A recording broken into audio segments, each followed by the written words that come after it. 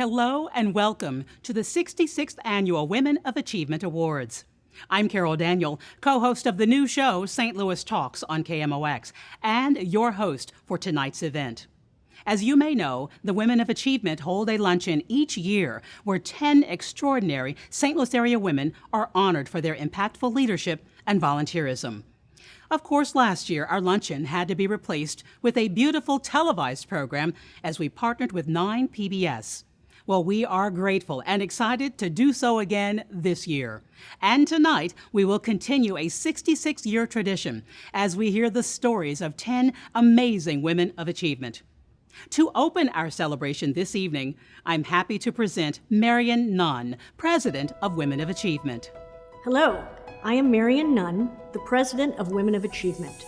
Welcome to our 66th celebration event. Each year, we honor 10 incredibly impressive women who have accomplished amazing things and have unselfishly given back so much to our community.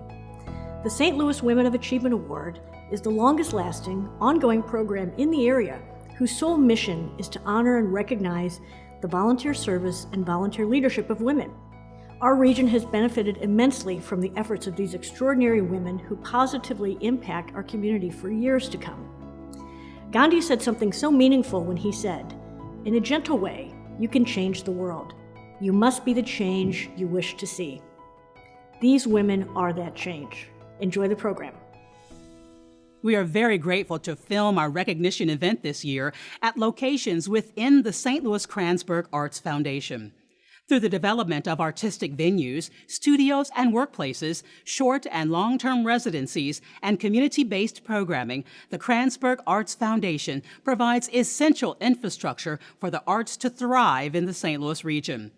Taking an arts-based approach to community development, the foundation ensures it is aligning its investments with the needs and visions of the broader community. Committed to a diverse, equitable, and inclusive approach, the foundation furthers economic development and cultural sustainability while helping to establish St. Louis as a premier arts and entertainment destination. I'd like to introduce you to the sponsors for our broadcast this evening, Ken and Nancy Kranzberg. Hello, I'm Ken Kranzberg. And I'm Nancy Kranzberg. We're delighted to be the broadcast sponsors for the 2021 Women of Achievement Recognition event. Women of Achievement is a great organization. They honor so many women who do so much for our community.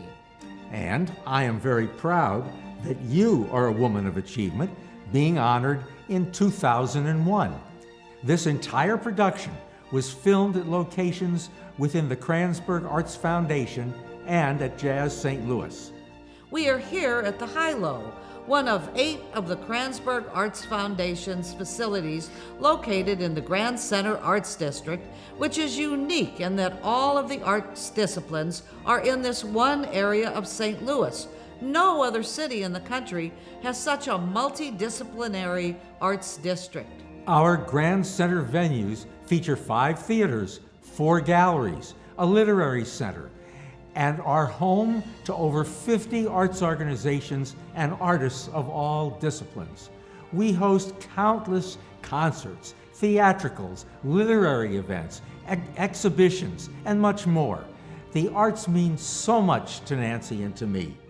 We really believe that St. Louis is the most culturally rich city per capita in the country. We hope you can come visit us here in Grand Center. Now, we are pleased to celebrate the 10 Women of Achievement honorees this year. Thank you for joining us. This evening, you will hear the stories of 10 women who are living examples of how you can make an impact and touch the lives of others. Our first honoree is Lourdes Treviño Bailon, honored for community welfare. As the pandemic started hitting our back doors, stay-at-home orders began to come out. They were all in English. They were all in a language that perhaps not everybody would understand. Maybe they would understand part of it, but not everything. So there was a big community that was being left behind. Other organizations were maybe kind of pivoting and trying to figure out where to go or what to do. It was crucial to get it quickly. Waiting could mean a life. Waiting could mean my loved one's life. And we just found a way. We found a way through Facebook. We just decided we've got to do something. Let's go ahead and start translating that stay-at-home order, which is what we did. And it hit a lot. I think it was close to 8,000 within a week. The fact that people can access the page, which is essentially STL Juntos, which is essentially Lourdes, at any time, day or night, has really allowed her to build trust and relationships in the community. Our first thought was always thinking about our parents. What about when I was young, when I was a child, and my parents didn't have, what if this would have happened then? They wouldn't have the access. What would they have done? The fact that she cares so much and she empathizes with people and with their situation, I think also has allowed STL Juntos to be a beacon of hope in the community, because people know that regardless of what they ask for, we're gonna try to find a resource for them. She's gonna make a phone call or give them a call back. We have 3 distributions going right now. We've had up to 6. A lady came off, just parked her car and came up to me, and she wanted to talk to me, and I asked her, "Are you here for a distribution?" And she said, "No, I'm not here to pick up food. I want you to know that last year I had a newborn baby. My husband had no job. I didn't know how I was gonna feed these children, and thanks to you, I was able to feed them. Had I not had the access to what you gave us, it would have been very difficult. So I just wanna thank you." And that meant a lot. Our main thing is I need you to see us. I need you to see us. I need you to hear us. I need you to know that we're here. And I feel like this pandemic has opened people's minds to understand that we are all in this together. And a lot of organizations, including government agencies, are now in Spanish. And I feel like it's more accessible. And that was our goal. Our goal was to help people, organizations understand that we are here. We also need the same resources and information that everybody else has, because it matters. And when there's a pandemic, we all matter. Our next honoree is Rebeccah L. Bennett, honored for equitable leadership. I would say I exist to help organizations, individuals, institutions act upon the highest and best within themselves and create communities and societies that sustain the best in us all.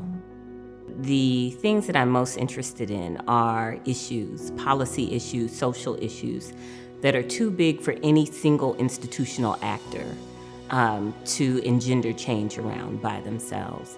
Superheroes can't fix it, right? It really requires a change in our consciousness, in our choices, in our behavior, and it requires that among a variety of institutions and individuals. She wants communities to be stronger, and so she studied. She engages directly from what I call grass tops to grassroots. She instills hope that change is possible, and that if we work together, if we collaborate, if we commit, we can achieve our goals and things will be better. Whether or not it's education, or it's violence, or it's housing and community development, or it's environment, or it's older adults and aging, right? Or it's poverty elimination and remediation, or it's adoption and foster care, or it's women and girls empowerment. You name it, I've had a chance to lean in, and not because I'm an expert in the issues, but because I'm a good listener and a good connector. If there is something good going on in St. Louis, something transformative happening in St. Louis, I can pretty much guarantee that Rebeccah has had something to do with it. Like during the Ferguson Commission, I was in the newspaper and on TV with some frequency, and a gentleman came up to me in the barbershop, and he said, "Aren't you that lady I've seen on TV? You with that commission, aren't you?" And I said, I get to work with the commission, yes, sir. And he said, "Do you even think that's gonna make a difference?" "I don't think that's gonna make a difference, that is." And I said, "You know what, I hear you. I hear you, I hear your fears, I hear your concerns. And I have to tell you that I share some of your fears, that without real action, these recommendations aren't going to bring about major change. I said, but I'll tell you what the difference is. I hope beyond my fears, and then I work beyond my hopes. Rebeccah's longstanding commitment to St. Louis and her work from the Professional Organization of Women, founding that as a place for women to be developed and thrive in the corporate space, to generate health and looking at maternity outcomes for women of color, to Forward Through Ferguson and putting forth a plan for our region to achieve racial equity. Her impact in this community has been outstanding, and for her to choose to stay here, because she really could thrive anywhere, but she chooses St. Louis because she believes in St. Louis. And I'm very thankful that she not only has her family here, but commits to leading in a way that makes our community stronger. Women of Achievement have been impacting St. Louis for many, many years. Each woman has their own unique story of volunteering and leadership, but it takes something to inspire them to act. Let's hear from some of our previous honorees about what inspires them to get involved. There is a concept in Judaism called tikkun olam, and it means to repair the world. That each of us has an obligation to make things better while we're here. I always think back to my father, that it was an important part of his life.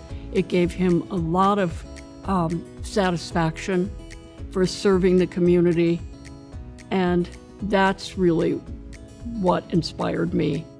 What inspires me to volunteer is knowing that some people don't have a voice, or they do have that voice, but afraid to use the voice, and I have overcome that. And so that has inspired me to volunteer and helping those and being that advocate.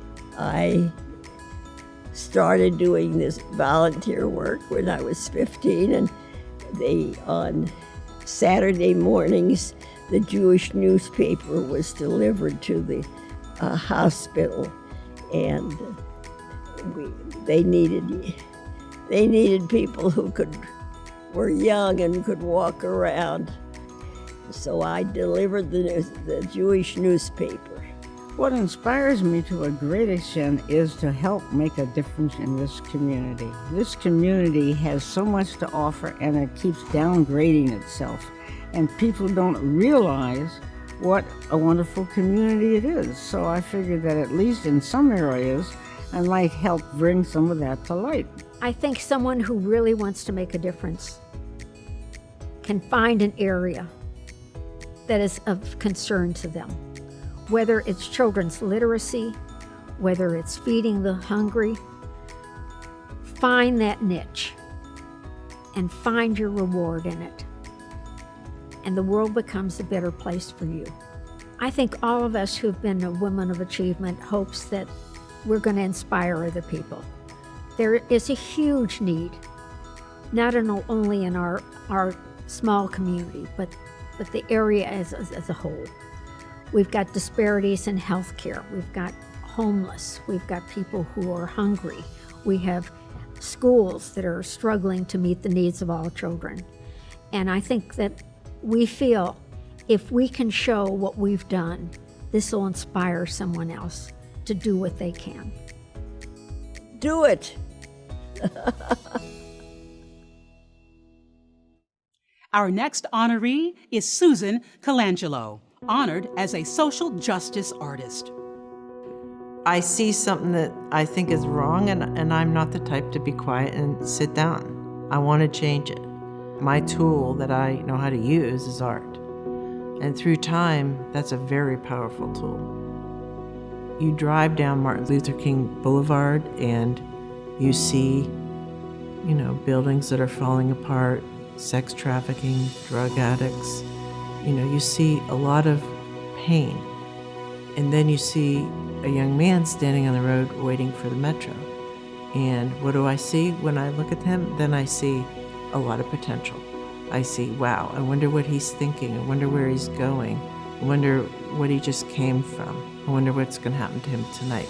I wonder what he would tell me and what his story is and how he would affect Story Stitchers if he walked through our door. Come stop and take a trip down on my block where you see hidden potential young minds. Story Stitchers is a nonprofit organization, and we provide a platform for youth and young adults ages 16 to 24 to continue to harness and work on their craft and talents. And we focus very heavily on the arts, but we use it to help promote anti-gun violence most of the time. Well, our youth's vision is that they will solve the gun violence problem, not only here, but in America. And they think the way to do that is to expand programs like St. Louis Story Stitchers that use their language, which is music. Yeah, here I go. I just hope they understanding me. They racking and stacking up all the eyes and I'm still chilling on top like a canopy. Got my sight on the enemy. Tell the person they damage and they like, oh, you offended me. I mean, oh, to humanity. Line them up like assemblies, then assemblies, metaphors and imagery. Yo, what's scoring me mentally? What be scoring me mentally? Be what's scoring them physically. What's scoring them physically? Be what's all in the history. I just had an epiphany. Notice the patterns. Know when we say that we matter, it doesn't mean no one else matters. Know that we matter. Know when the bar is too high, we the type that'll go get the ladder. And if we fall off as we climb, then we'll come back and try again after. If we can move forward with this, you for or against. Rising, we shining. Just when you think you can forget, then the Queens is the chorus again.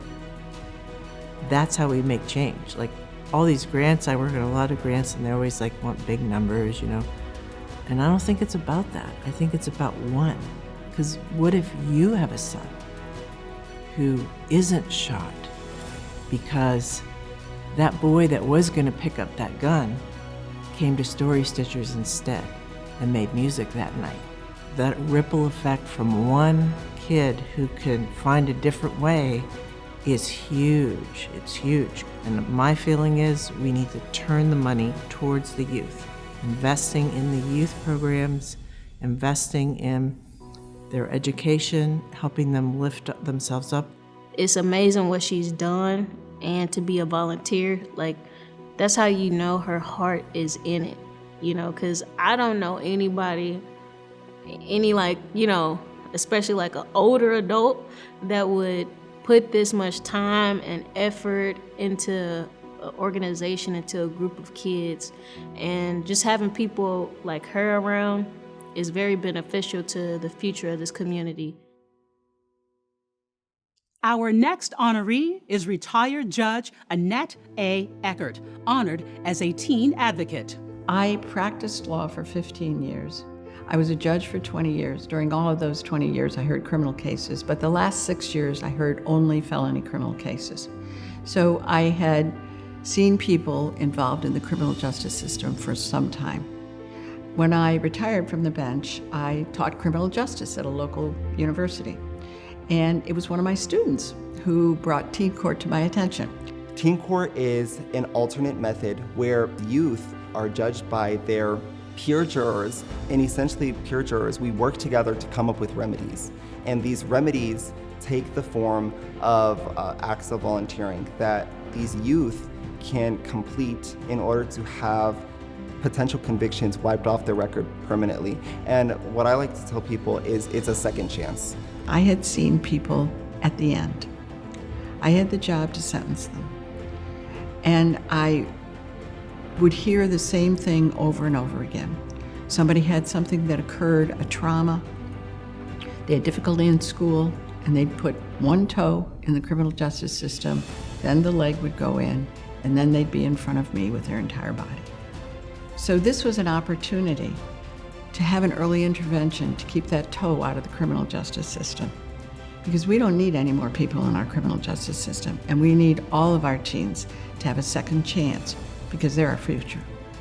She has given teens hope. During my time on the court, she really emphasized the power of second chances. And this early on in a teen's life, it can really make a difference. In 5 years, we're into our 6th year, we've had 200 teens come to teen court and graduate. And the wonderful thing is, when they complete the charge, that charge has never been filed. And when they complete it, it's torn up, and they can still put on that application I've never been charged with an offense. It's one thing to kind of make a difference, but it's another to actually see your difference unfold right before your eyes. And she has planted seeds for generations to come. She's given the community members something to not only advocate for, but to pour their lives into. When I walk down the street, I see a number of people I know who are teens or young adults.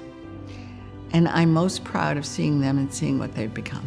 And the teens who go through teen court, they want to come back and be peer jurors because they want to help the next guy who makes a bad choice. So that makes me feel really good that they want to now help. It plants a seed. Every woman of achievement has an impact. The ways in which they impact the community vary as much as their passions and inspirations. But St. Louis as a whole is so much better for their involvement. Whether or not they realize their impact at the time, the legacy of their work lives on and continues in ripples for the future. Let's hear from some of our prior honorees about the impact that women of achievement have on the St. Louis community.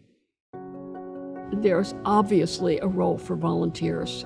It's a crying need in many places, including St. Louis. An idea can make a large impact. It takes a team. I don't think any of us feel that we make a huge difference by ourselves. It's gathering a group of like-minded people and magnifying the effect. In our communities, helping change some things is just, power. That's power. That's like plugging that light up and making the light come on, and if that volunteer wasn't there, then it would be no electric. And I think that if you have a point or a perspective that is important, you need to find a way to get it out. You're committed to find a way to get it out. And I think it's not good for a community if you don't. And so I just keep telling them, never give up. Find somebody who will work with you, and you can make it work. And it makes a huge difference. I think people who achieve because they're passionate and they're not going to be deterred. If you believe something is good, if you believe something is right, you'll keep at it. I'll take the art fair as an example. We started with a small art fair and people said, you can't do that. We've had one. And so slowly we began bringing people along. And the next thing you knew, people got really enthusiastic. What I saw was the need was not just in our community, but it was nationwide. And my first proposal was to establish Oasis in 4 cities and then replicate them. And St. Louis was the exemplar. And fortunately, St. Louis was successful and we were able to spread it nationwide. So I think that it's a mistake to think that an idea has to be small. Maybe you have to start small, but you must think big. I know I'm unique. And I know I'm bringing a uniqueness to the table, and so I want to be there. I want to bring mine, and that's what that person needs to do. Bring their A game and, put it out there. I think we're finding more things are getting done. People seem excited about the possibility of really doing something and how important it can be, and if you encourage them, I think that then and if somebody supports them, then I think they're very responsive. Volunteering for me is my passion. And it has no dollar amount. It's a priceless gift. And, before when I came out of prison, it was all about, I need a job to find it. But when I began to volunteer, being on this committee, taking part on this board, and that taking my time, but it wasn't like my time was being stolen from me. It was like I was a treasure, and this treasure is being found, and I'm sitting here being able to speak for the many people that is behind me that don't want to get at the table and speak, but got something to say. Our next honoree is Dr. Lannis E. Hall, honored for her work in health advocacy. Well, I'm a radiation oncologist, and I learned early that it was equally important to talk about early detection and prevention of cancers, and not just on the other end of treating cancer. And so when I completed my residency, I committed a significant amount of my time to going out into the community. She has dedicated her life not just to caring for patients in her day job, but volunteering nights and weekends. And we went around to various churches, and on Sunday morning during the announcements, I would give a 5-minute health and wellness, early detection and prevention of cancers message. I realized that those were a lot of one and dones, and many men and women needed to understand why they should change behavior, and they had to have a pathway to get screenings. So this led to some of my wonderful colleagues and myself co-founding an organization called the Prostate Cancer Coalition. African American men have double the mortality of any other ethnic and racial group, and screening has literally been a lifesaver. And we've seen this dramatic increase in the number of African American men who are now being screened for prostate cancer. 3 of my 4 grandparents died from cancer. Those 3 cancers were preventable malignancies through screenings and healthy lifestyle adoption. And I just knew then that I was very comfortable with the field of oncology, but I specifically knew I was going to spend a good portion of my time trying to educate the community around how do you prevent cancers that may occur later in life. Lannis is able to not only impact patients with cancer in her day job, but she has developed this passion for eliminating health disparities. I wish everyone could see what I see. And what I do all day long is very different than this volunteer work. I see people who are diagnosed at late stages. When I think of Lannis, I obviously recognize her passion. I obviously recognize her expertise, but I really acknowledge that she's made all of us a lot better. Our next honoree is Rachel Goldman Miller, honored for her lifetime service. Well, I'm 88 years old. I don't know how many years that God has for me. And most of us survivors are passing on. In schools, only about 40% of young people know about the Holocaust. So if they come to a place, or I go to their place, and tell them what happened to me, what happened to my family, what happened to 6 million Jews, then I have done the job that is meant for me to do. As a survivor of the Holocaust, she shares her testimony with tens of thousands of museum visitors who hear living history from her. I'm glad that I'm able to tell my history. I'm glad that I'm able to educate. I think my family would be proud of me, even though there are times that it's very difficult, like the month of July is a very difficult month for me. That was the time that they took away my mother, my 2 brothers, and my sister. And the month of December, that's when they murdered my father in France. On more than one occasion, She has spoken to a teenager who questioned the Holocaust. So I told my story and I showed the pictures of my family. And I was an orphan because of the inhumanity of man. Their teacher arranged for a visit to the museum and time with her. And they left changed. They left really having heard, having learned, having absorbed. It really made a difference. So this to me was an accomplishment. They learned what happened. And even though it's a small incident, it's a very important one. By telling me your story, you have inspired me. You've taught me to value words, to speak what needs to be said, and to stand up for what is important. You showed me that I can overcome my fears, and you've given me someone to look up to, someone who's given something to the world. Thank you. You've given me plenty to think about, and I will never forget you. Once again, thank you. Thank you so much. You are a hero, an inspiration.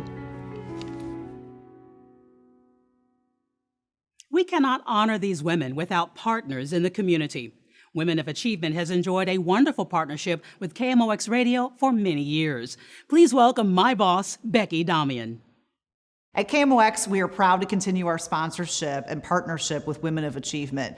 Volunteerism and giving back is more important than ever before. And, time is our most valuable asset that we all have, right?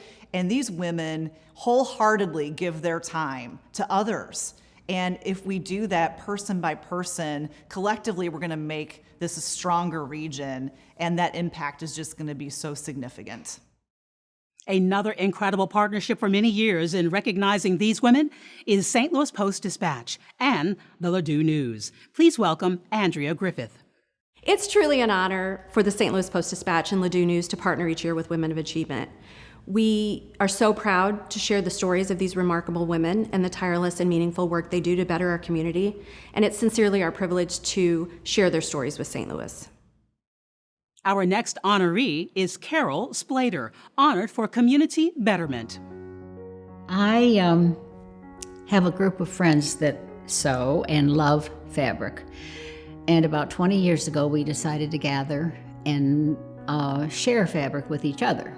After a few times of this, we decided to contact a few charities that might like to use fabric. And remember, this is about 20 years ago, and all we could think of were quilts, walker bags, and some baby items. We had no idea of the scope that people needed fabric. And as we grew, people started giving us fabric that they knew would go somewhere useful. And we grew and grew and grew, and then we had a newspaper article in the Post-Dispatch, and after that we had thousands of yards of fabric show up at my front door. It just has grown immensely because even by word of mouth, it has just gone on and on and on. And she is very good about coordinating the fabric to the need. We had hundreds of requests for fabric from groups we didn't know existed, from military to schools to hospitals to shelters, even drama departments in schools, all these places that need money and can't afford to buy the kind of stuff they want. We were able to supply fabric to all of them. On an average week, we put out 50 white kitchen trash bags every week. Carole is very, very caring person. She can see the need that they have and suggest ways to meet that need. Charity has benefited people all over the world, and I'm including Africa, third world countries. We know of missions in Haiti, for example, that are teaching the women to sew marketable products. Such a unique organization. We're the only one in the United States that we know of who does recycle fabric. If it wasn't for Charity, where would this go? And I hate to see it just go into the dumpster, the landfill. And now it's just repurposed for so many good organizations. I mean, women that are making quilts for wounded military, how touching is that? And women who are making little bears for kids in shelters. It's not just for me. I couldn't have done it with all my volunteers and all of the women that are, and men too, that are sewing for the better of others. And I'm just thrilled to be able to exhibit it. I'm really just thrilled to be the representative for all of them. Our next honoree is Grace Elizabeth Strobel, honored for youth outreach. Hello, I'm Grace Strobel, and I'm so glad to be here to be honored today.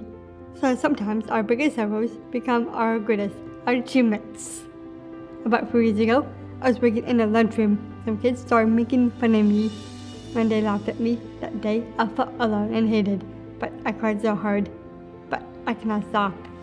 She was done with high school and she was transitioning into a job. So Grace's job was to circulate around the tables and help kindergartners through third graders open up milk cartons and bags and get them ketchup and whatnot.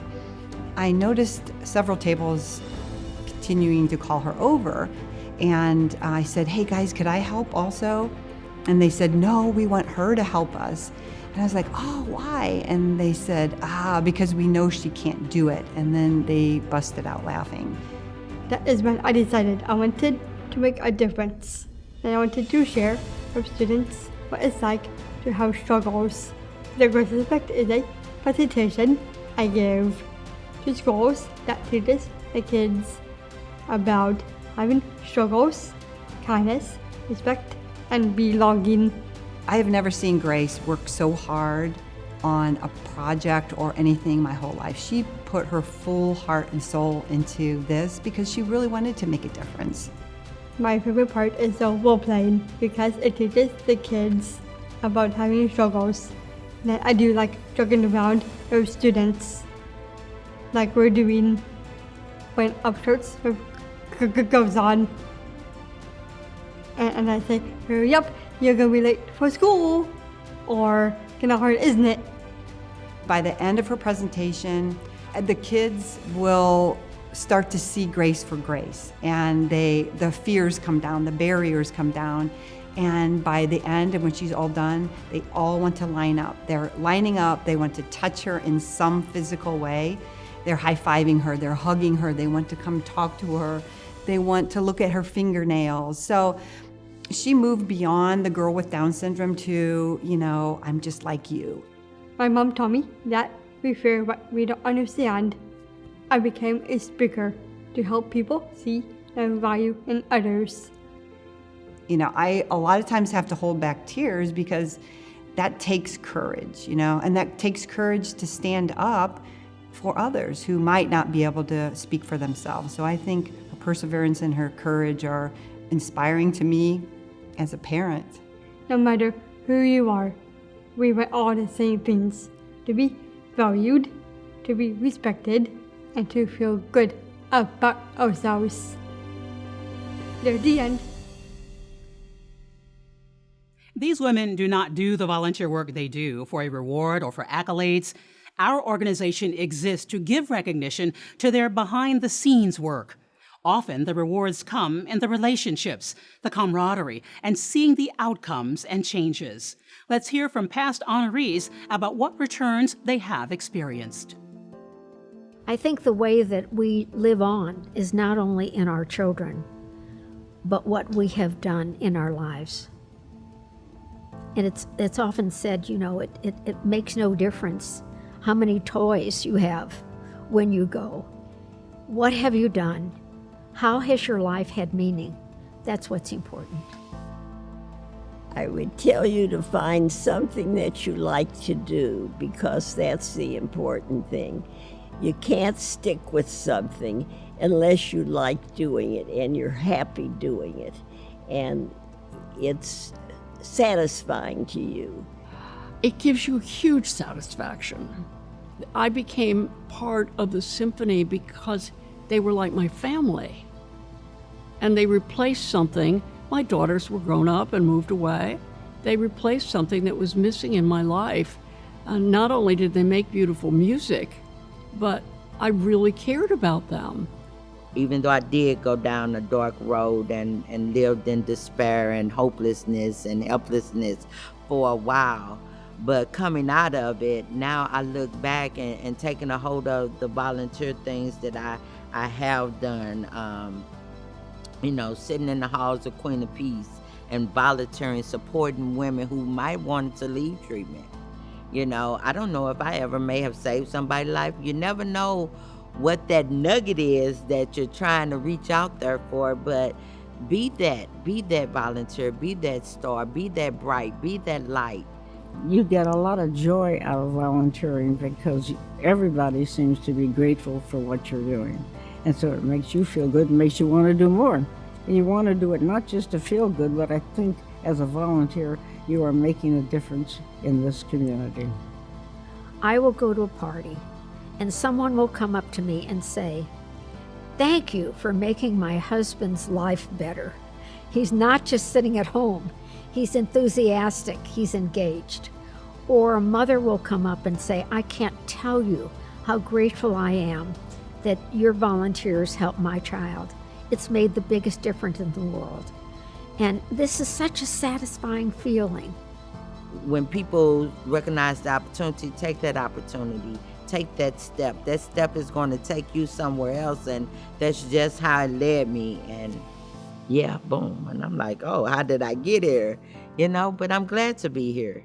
Really am. And looking for furtherings, like whatever opportunities is coming, I'm going to take a hold of them. Our next honoree is Cassie A. Strom, honored for Veterans Advocacy. First, I'm a retired out of the military, so I am a veteran.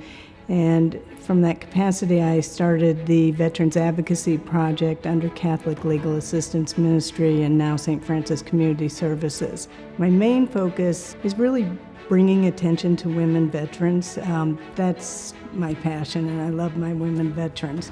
And so in 2009, we started a Stand Up for Women Veterans, which mirrored what the city government and the county did for veterans, but that one was so focused on men. We had massages, we had beauticians, we had people giving manicures. Additionally, many of the women are survivors of military sexual trauma, so going to events where there are a lot of men or men are running it can be very challenging for them. She's a general officer, and when you think about the military, how many layers of people that are between the leadership and the people who actually do the work. It is amazing how close she is to where the work is. She's actually where the rubber meets the road. And then we march as women veterans in the St. Louis Veterans Day Parade. And, we dance our way down the street, we yell out, and we just have such a wonderful time because they are really incredible, incredible women. We had so many women discharged for really the results or the impact of military sexual trauma. So they were either raped or, mistreated or abused or those sorts of things in the service. As a JAG, and mainly because I can read military records, I can pull all that down and I know what it means. I can put together packages to help them get their discharge upgraded to reflect really the quality of their service. When she applies her legal skills to get discharges upgraded, help people access their benefits, that's a big part of helping America fulfill its promises to those veterans. And that's who she is. And if you've served and you're not able to get that benefit that you're entitled to, she'll be there to help you get that. I consider myself to be a veterans advocate, and it's an amazing thing to get to do. And I'm blessed that I can do it because of my retirement pay, because of my medical care and all the different benefits I get from the government from my service. I have the time and the freedom to be able to help these people. So really, it's a gift that was given to me because of the position I'm in. Our last honoree this evening is Cheryl D.S. Walker, honored for impactful leadership. How I try to live my life and the values that I try to live my life by come from my parents. And my mom in particular being of deep faith, of whom much is given, much is required. And so that is certainly one of my ground guiding posts. But then the other is from Kaumba, which it means creativity in Kiswahili. And it's one of the principles of Kwanzaa. And it basically, in essence, says that we should do all that we can in every way that we can to leave this world more beautiful and beneficial than we inherited it. Her identity as a Black woman is central to who she is. Cheryl has served on so many different roles, Regional Arts Commission, Regional Health Commission, Tower Grove Park. I mean, she just leads. I'm most proud of in my volunteer work would be my work with the Deaconess Foundation. I joined the Board of Deaconess in 2011, and being a part of the transformation of Deaconess from a social service grant-making organization to a collective impact organization that's really doubling down on supporting initiatives that advocate for children and that support organizers. Part of that is chairing the board when the Deaconess Center was built. The center is intentionally north of Delmar. It is intentionally in a neighborhood that is largely under-resourced. And it has, in my view, been a wonderful opportunity to be on the ground where the work that you're trying to do is happening so that you can learn from the people in the region and to incorporate that feedback into the manner in which the business of the work of improving the lives and improving the well-being of children and youth is done.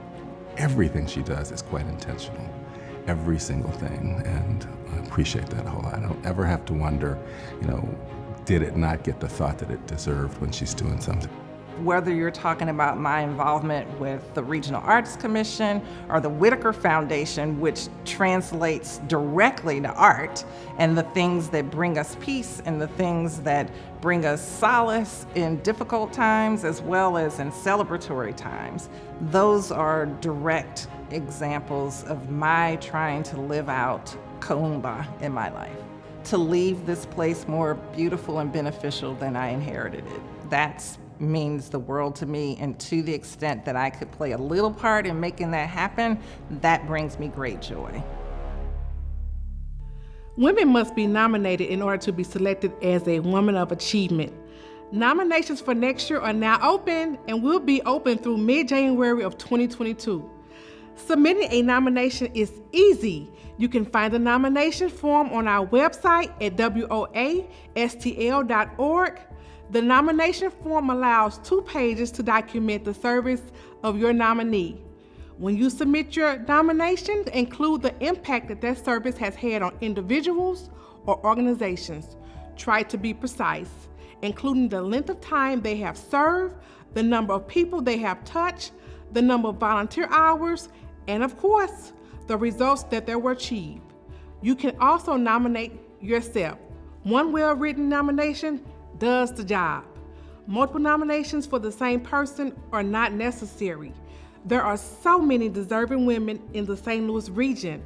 We want to hear from you, so please consider the women you know who have made a lasting impact and submit your nomination. Traditionally, this is a luncheon for 800 of these ladies' closest friends and family. The team last year gave us a wonderful roadmap for how this could be done. They pivoted very quickly to come up with the idea of a broadcast, and 9 PBS would host our broadcast, which was great. We got a lot more viewership than we could have had at a luncheon. Our goal, of course, the mission is to highlight what we call our stars, which are the 10 Women of Achievement for 2021, and find the best way to showcase them. We've made it fun for them, and we wanted to be sure that they feel included, and it's so much fun to congratulate them.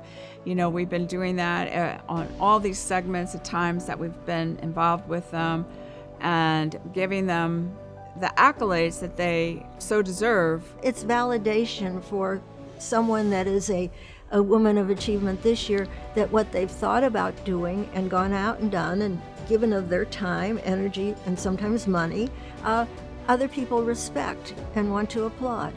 Every woman every year who's selected always has the same response: why would they choose me? And when you read their nomination, there's no doubt why they would be chosen. They have accomplished outstanding things in the community, and all for no pay and usually for very little recognition. So I think it's wonderful that we can all step back for a minute and take a look at how are things happening in our own community and what impact that party of one with passion is bringing to it. All of our honorees were filmed in unique and interesting spaces, including .Zac, a multi-use arts facility developed in the historic Cadillac building on Locust. High Low, the Kranzberg Arts Foundation Literary Arts Cafe. And wonderful photographs of our honorees were taken at the Grandel Theater. The Grandel is a multi-use arts facility renovated by the Kranzberg Arts Foundation and reopened in 2017. It contains a theater, along with a full-service bar and restaurant. Now, parts of our program tonight were also filmed right here at Jazz St. Louis. The Harold and Dorothy Stewart Center for Jazz houses several incredible spaces, including the Centene Jazz Education Center, Nancy's Jazz Lounge, and Faring Jazz Bistro, a classic jazz club where the hottest names in jazz perform. For more information about the Kranzberg Arts Foundation, visit kranzbergartsfoundation.org. And for more information about Jazz St. Louis, visit jazzstl.org.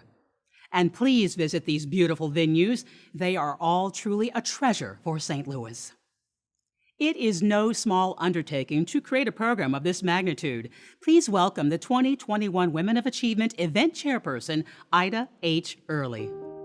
It has been my honor to chair this recognition event for Women of Achievement and to stand among these new honorees. As women, we are powerful, and we use the opportunities around us to find solutions and inspire others to act. This year's Women of Achievement join our diverse group of honorees who have seen a need, had the vision to address that need, and had the drive, determination, and heart to help transform our community. It is my honor to present to you again our 2021 honorees. Lourdes Treviño Bailon, Community Welfare. Rebeccah L. Bennett, Equitable Leadership. Susan Colangelo, Social Justice Artist. Retired Judge Annette A. Eckert, Teen Advocate. Lannis E. Hall, MD, Health Advocacy. Rachel Goldman Miller, Lifetime Service. Carole SPLATER, Community Betterment. Grace Elizabeth Strobel, Youth Outreach.